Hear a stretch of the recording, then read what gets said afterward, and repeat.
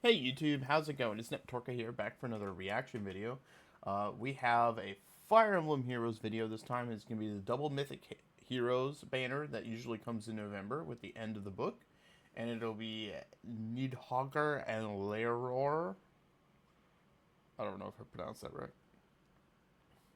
However, not really excited for either of these characters. Not excited for Nidhogger because she's a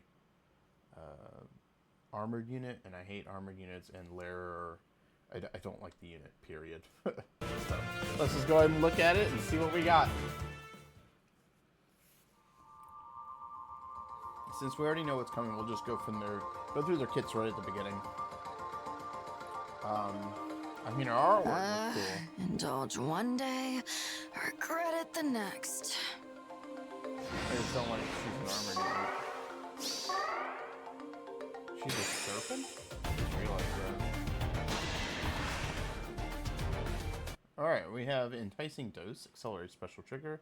At the start of turn and after a unit acts, inflicts attack defense -7 and sabotage on foes within 3 rows or 3 columns centered on unit through their next actions. If the unit is transformed, or a unit's HP is greater than 25% at the start of combat, deals damage equal to foe equal to 25% of foe's max HP as combat begins. Okay, that's nice.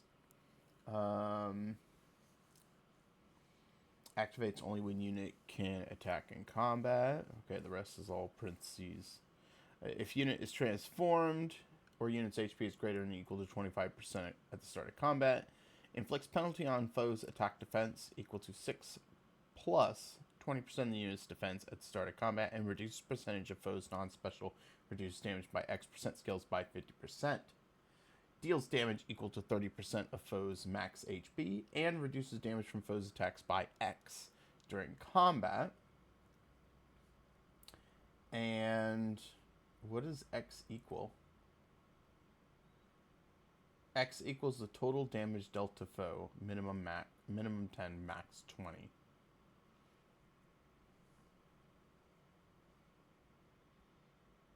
By the additional X. Okay.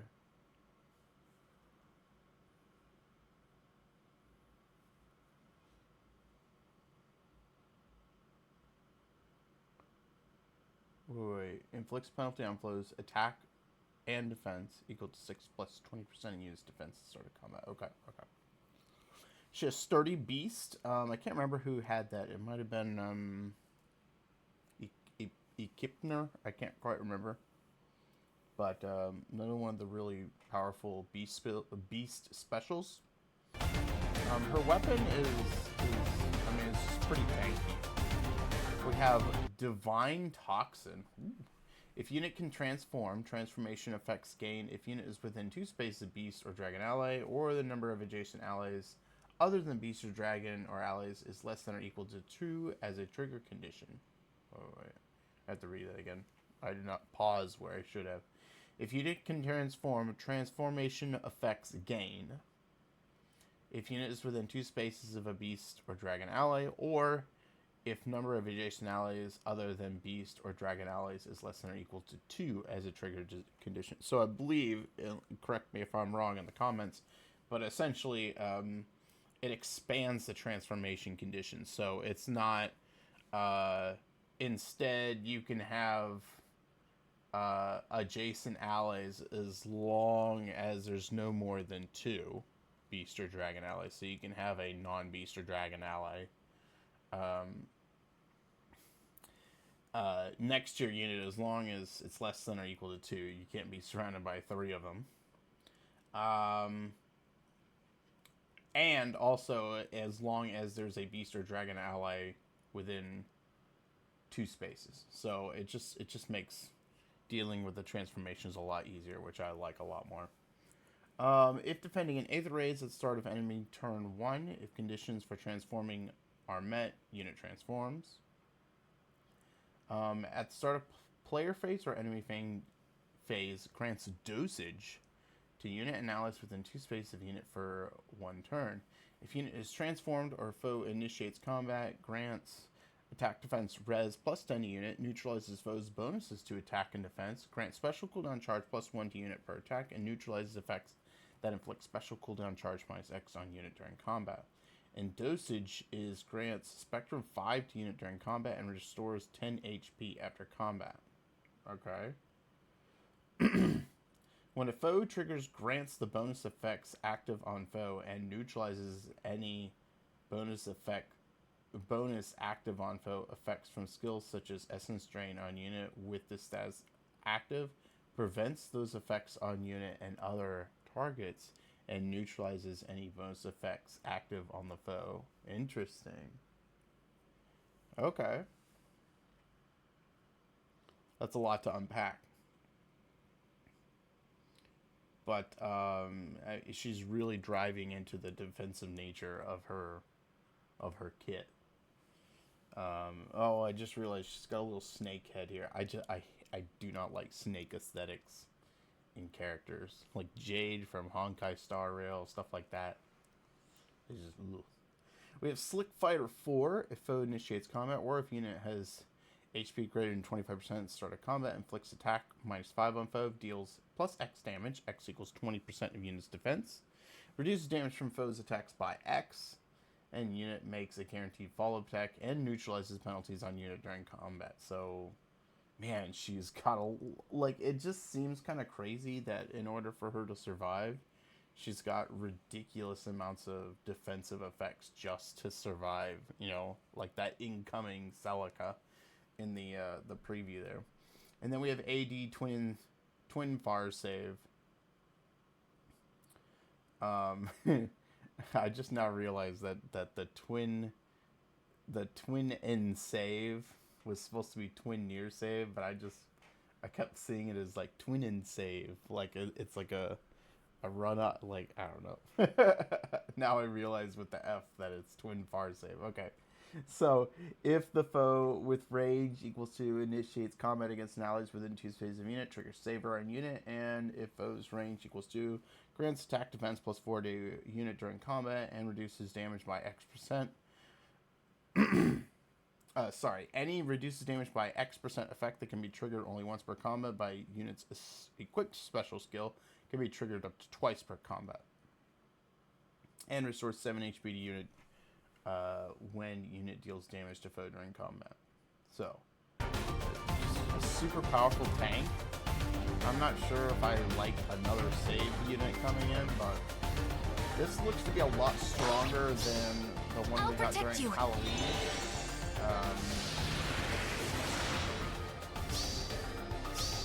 Has a lot of defense. A ridiculous amount of tankiness. One more can't hurt. Oh, man.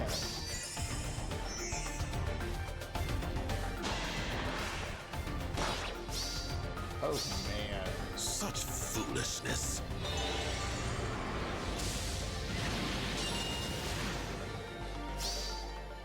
Skull!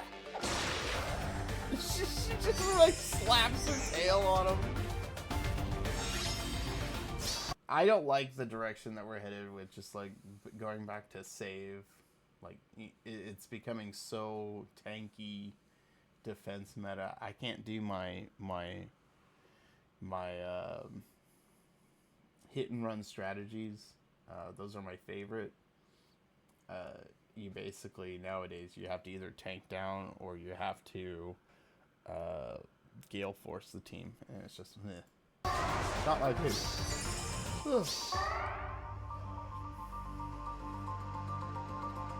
Don't like this guy. At the count of 3, you will be at my command.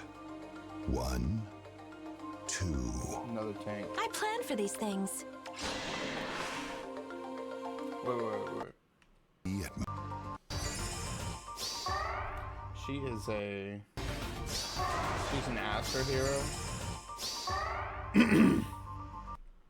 You will be at my command. 1, Dark. 2. I planned for these things.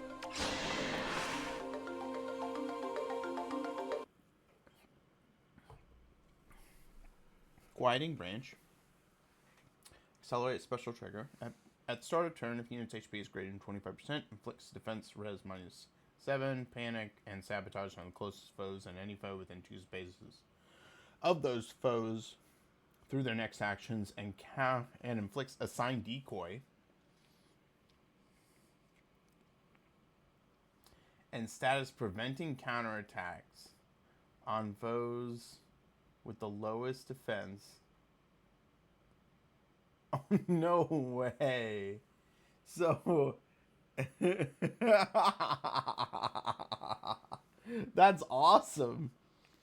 So he puts assigned decoy on the opposing team to the unit with the lowest defense. So you essentially cannot, like,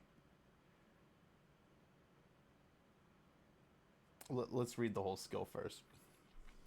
It inflicts assigned decoy and the status preventing counterattacks on foes with the lowest defense with range equal to 1, and foes with the lowest defense with range equal to among the closest foes and the foe within 2 spaces of those foes through the next actions.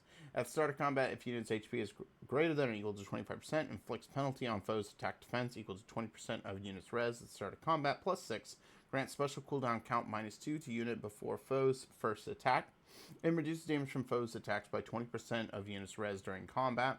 And also, if foe's attack triggers foe's special, reduces damage from foe's attacks by 20% of unit's res, and restores 7 HP to unit during combat. At start of turn, if unit is adjacent to only beast or dragon allies, or if unit is not adjacent to any ally unit transforms. So essentially,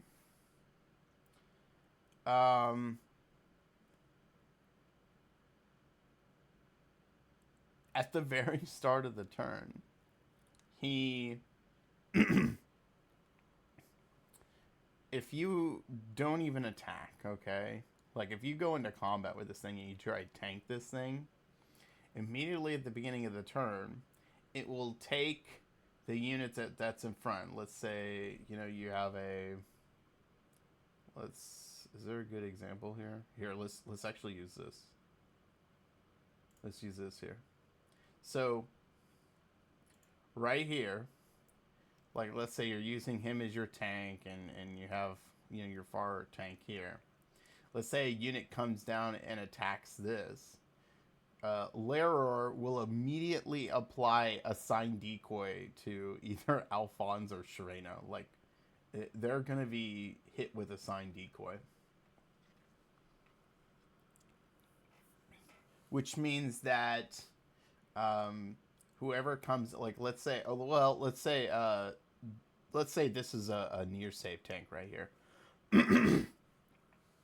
It's going to put assigned decoy on Sharena. And those two will cancel each other out, so whoever is attacking on this team will be able to attack this unit directly. Or if you don't have any like near save tank, Sharena will jump in and get obliterated. So this is going to be really interesting to see how people deal with this. This kind of feels a little bit like Femortis, in like, this is one you have to one shot and get out of the way real quickly, or else you're just gonna have trouble with it throughout the entire match. So that's really interesting. So we have attack res Fortune. If unit can transform, transformation effects gain if unit is within 2 spaces of a beast. Okay, so the extra beast conditions. If unit is defending an Aether raids at the start of an enemy turn, 1 if conditioning. Okay, yeah, the transformations. And then if unit is transformed or foe initiates combat, grants attack res +8 to unit and neutralizes foes' bonuses to attack defense during combat and restores 7 HP to unit after combat. Okay. Then we have Yggdrasil's Altar.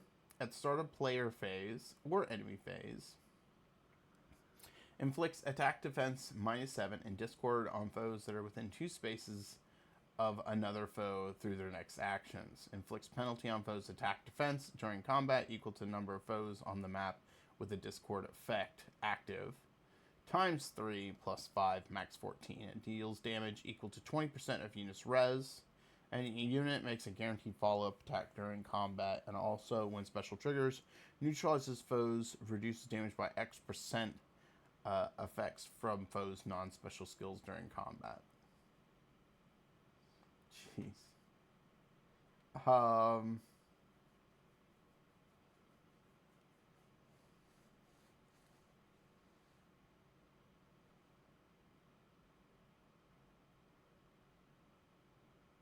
Yeah. This is...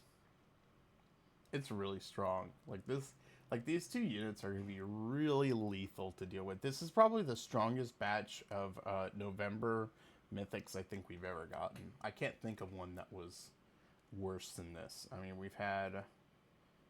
had Embla, not Embla. We had Veronica one year, but overall, I just don't think we've ever had some that have been this strong. And then we have Barricade. As a C skills, foes with range equal 1 cannot warp into spaces within 3 spaces of unit. And foes with range equal to 2 cannot warp into spaces within 4 spaces of unit. I love this. I was waiting for this skill to come in. I'm upset that it's on him. If I get it, I'm like foddering this immediately to... I'm foddering this immediately to some of my other units.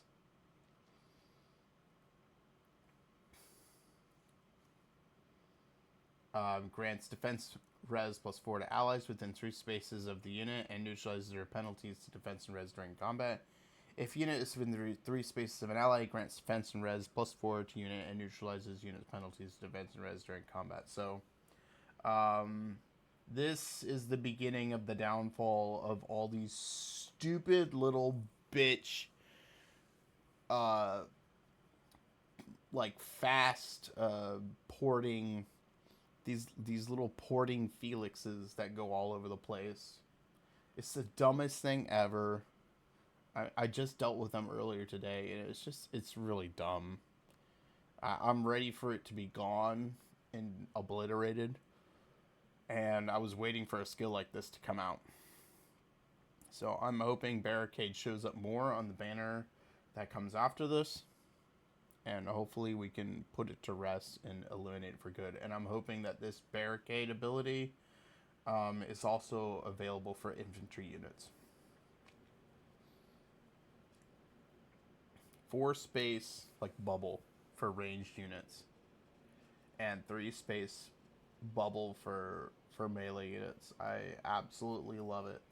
So I probably won't be spending any orbs on this, but if I get lucky, I'll probably try and pull for Lero just so I can fodder him off for just this skill alone.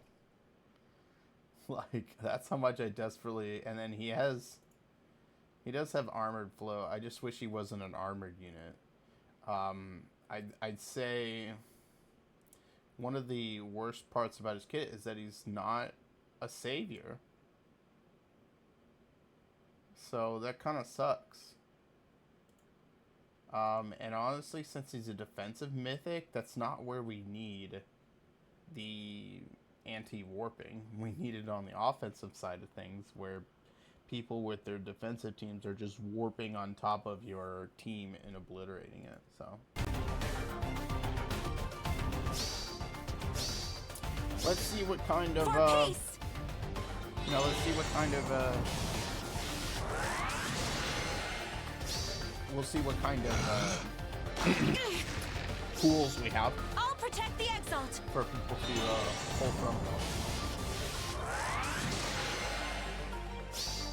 Describe the pain. Chrome, forgive me. Barely survived.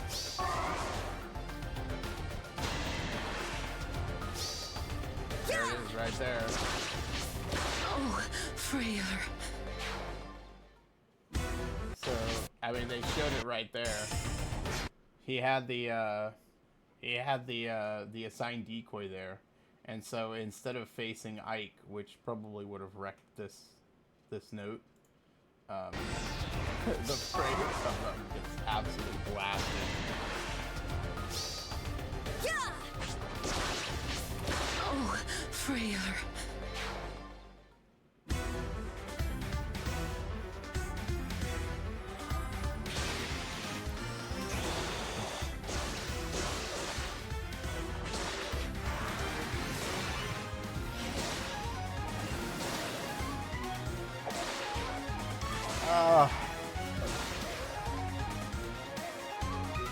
I'm gonna be honest, like, none of these I particularly want.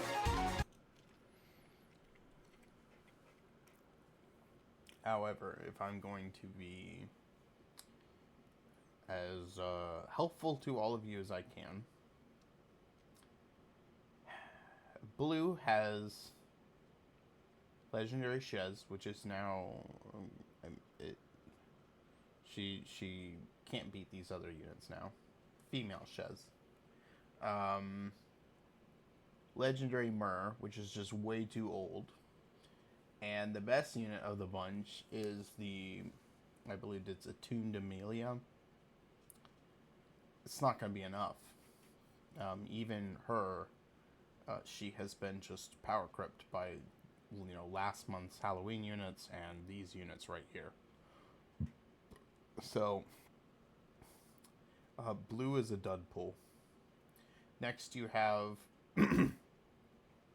the green pool, which has Legendary Ninian, which is, kind of nice to have, but, and she's got that utility of being able to refresh and then take another action, which is extremely helpful.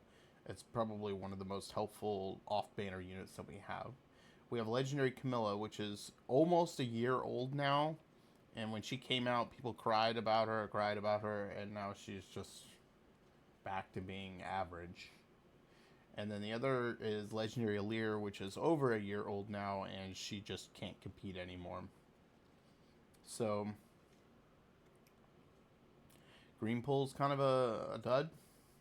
We have the colorless pool, which has Mythic Loki, which I think has some niche uses, but it's not super, useful. We have, is that Rearmed Soth or is that Attuned Soth? I can't remember which one it was. Maybe Rearmed Soth. And I honestly can't speak to him because I don't remember anything about his kit. Mythic Loki, I have her on my team, but it's really not the greatest. Definitely the prize of this pool will be Laerior, however you pronounce it. And then the last is probably the best pool, but that's not saying much. Which is the Nidhogg, Kvasir, and male Shez.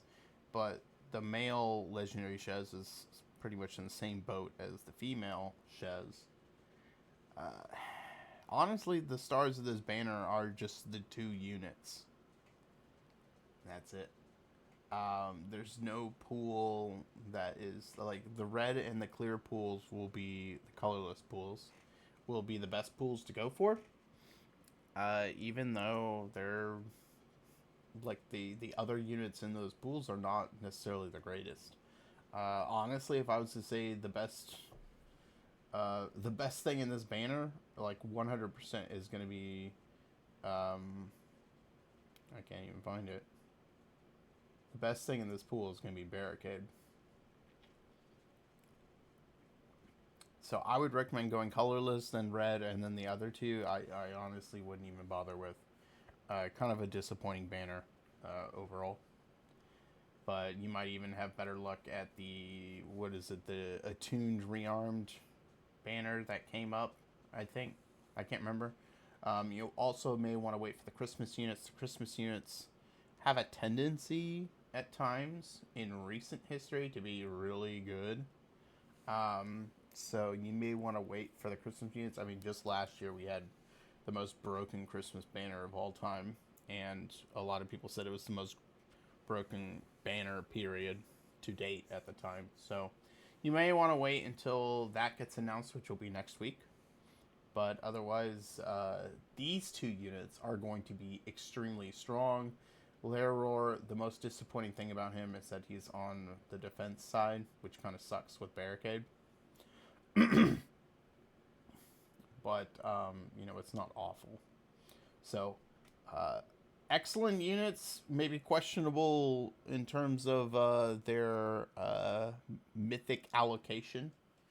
But overall, these two units are great. The rest of the units on the banner are very average, mediocre, and have already been power crept. So I wouldn't worry too much about them. And in my eyes, when an entire pool is not valuable, the entire banner ends up not being very valuable, which is kind of a bummer. But I do definitely hope that I can get lucky on, maybe pulling a Barricade. But I think for the most part, I'll be skipping this banner because I don't like armored units. And I especially hate units like Laror, who is an armored unit that doesn't even have savior skills, which sucks. Even if this Barricade skill is awesome, the movement just drives me nuts. With the movement shenanigans in the game getting stronger and stronger and stronger, armored units still being one movement just is so crippling. So if you're an armor lover, go for it. Though a lot of you may have already pulled on the Halloween banner and gotten the ones that you want there. And I don't think that this is going to be a drastic improvement to those. Maybe when you talk about Nidhogg versus the duo unit from the Halloween banner, but I don't think that is going to be the case for Na. Na is a savior, whereas Leoror is not. So something to think about. I don't think there's any power creeping between this and the Halloween banner. I expect our Christmas banner probably to have some serious tank busting. Or they could double down and give us more stuff like Barricade. We'll have to see. And it may be more 3 houses. We don't know. So that's going to be it for this reaction. Hope you guys enjoyed it. Honestly, I would recommend probably waiting on this banner until you see what's coming on the Christmas banner before you pull on it. But if you like these characters, man, go for it. So, hope you guys enjoy this, and, well, I will catch you guys in the next one. Neptork out. See you guys.